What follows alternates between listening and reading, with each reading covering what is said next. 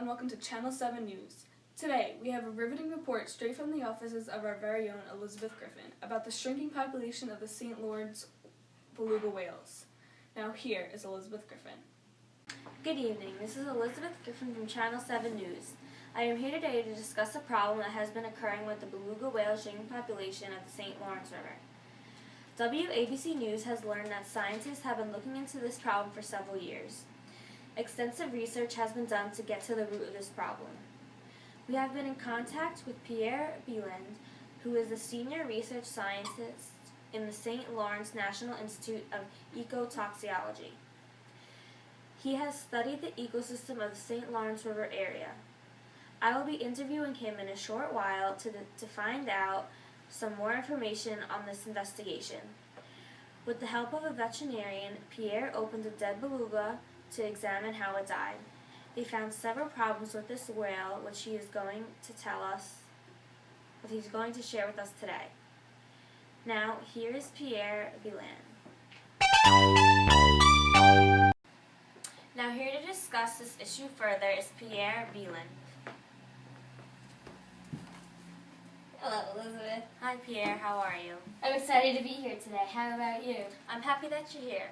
Now, to start off, I was just wondering what you found in the beluga whales that you examined. As you can see from the graph, there are many dangers to beluga whale existence. I discovered it was contaminated with high levels of mercury and lead as well as PCBs, DDT, Mirex, and other pesticides. Over 15 years, I examined 73 dead whales and discovered many had cancerous tumors, stomach ulcers, tumors in their mammary glands, and lesions of the thyroid and adrenal glands. The belugas also had the toxins in their fat, in the blubber, and in lipids and other tissues which would cause damage to organs. Up to 40% of the body weight of a beluga is blubber, and some 85% of that blubber is fat tissue, in which organohalogens concentrate. So obviously the toxins are to blame for the decrease in the beluga population. If it were only that easy. The marine biologists we worked with disagreed with that conclusion. They said we failed to prove a cause and effect relationship. So then what did you do? We decided to concentrate our research to one disease, cancer, specifically gastrointestinal cancer. A lot of the cancers were caused by the diet of the whales. They were eating contaminated eels and feeding from contaminated sediments on the bottom of the river. So the cancer caused the decrease?